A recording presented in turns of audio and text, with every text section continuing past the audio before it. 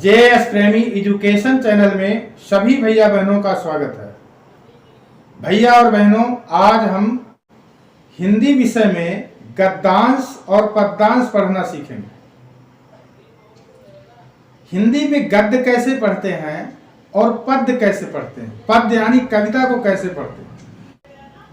मैंने बहुत से बच्चों को देखा कि जब उनसे कहा जाता है कि भैया एक कविता सुनाओ, तो एक गद्य की जैसे पढ़ता हो, जैसे गद्य पढ़ा जाता है उसी प्रकार से वो पढ़ता है। उसको ये नहीं मालूम कि गद्य कैसे पढ़ा जाता है और पद्य कैसे पढ़ा जाता है। एक वीडियो बनाया है और उसमें यह बताने का प्रयास किया है कि हिंदी विषय में गद्य को कैसे पढ़ना चाहिए और पद्य को कैसे पढ़ना चाहिए। और जो छोटे बच्चे हमारे हैं, यूकेजी 1 में पढ़ते हैं, उनको हिंदी कैसे पढ़ना चाहिए या कैसे पढ़ाना सिखाना चाहिए। और जो हमारे ऊपर क्लास के बच्चे हैं, 2 के, 3 के, 4 के, 5 के और ऊपर, उनको कैसे गद्यांश और पद्यांश को पढ़ना चाहिए, यह बताने का प्रयास किया हूं। तो अगर अच्छा लगे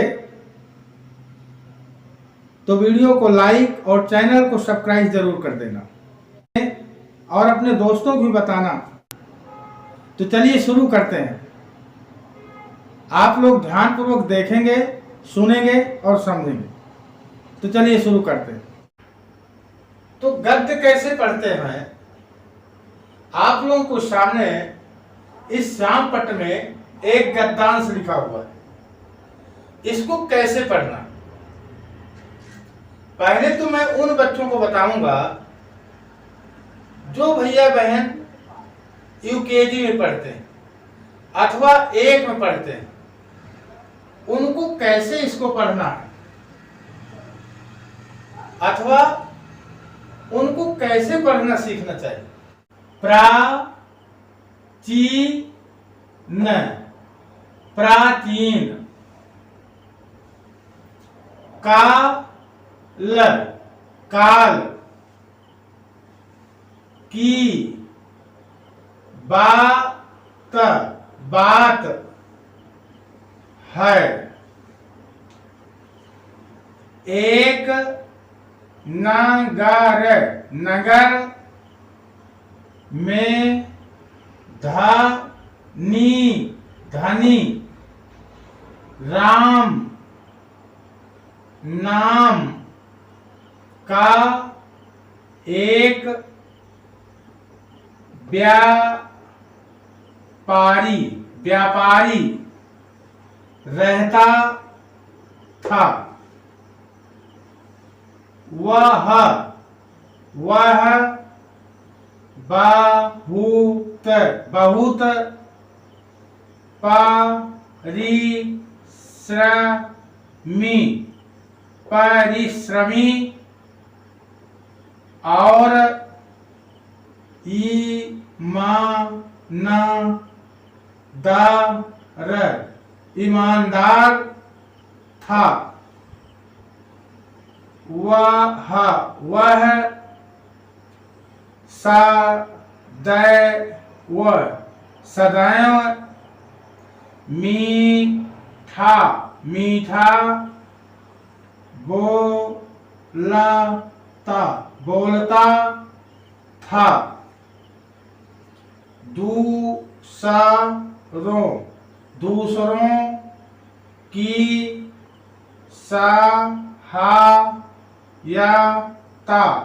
सहायता करने, करने में उसे, उसे आनंद, आनंद आता, आता है।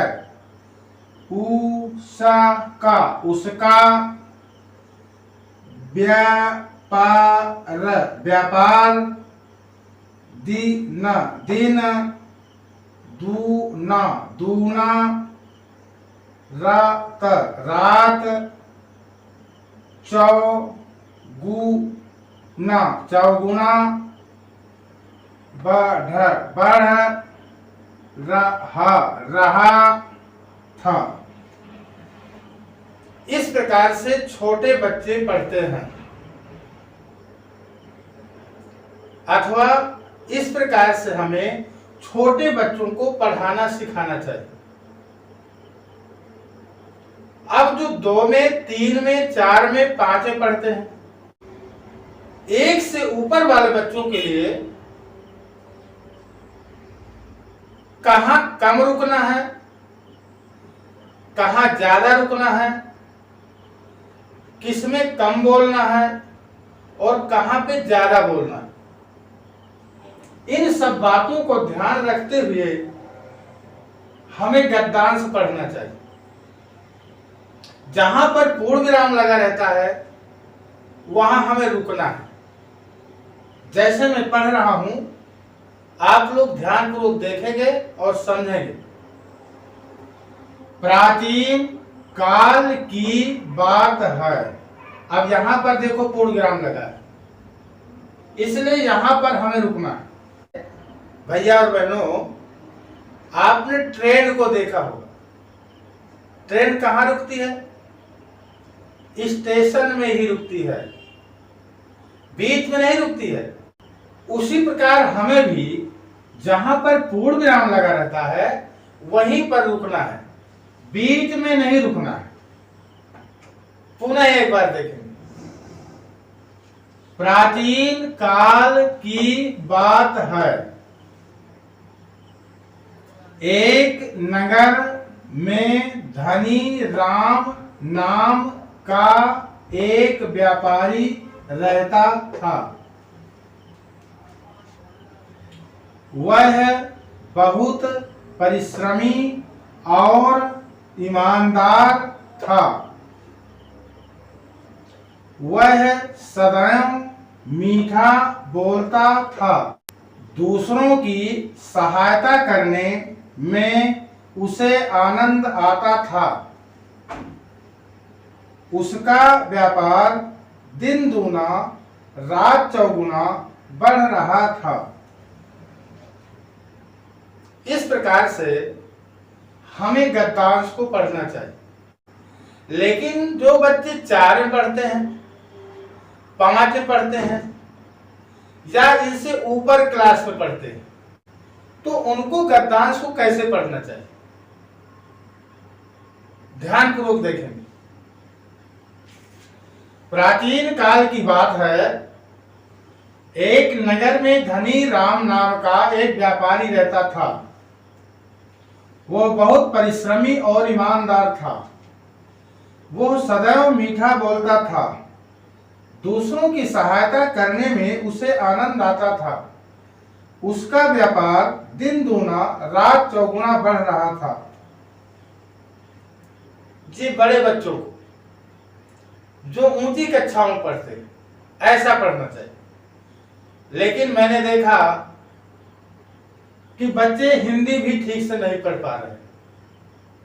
उनको ये पता नहीं है कि कहां पर कम रुकना है, कहां ज्यादा रुकना है। इसीलिए मुझे हिंदी का वीडियो बनाना पड़ा।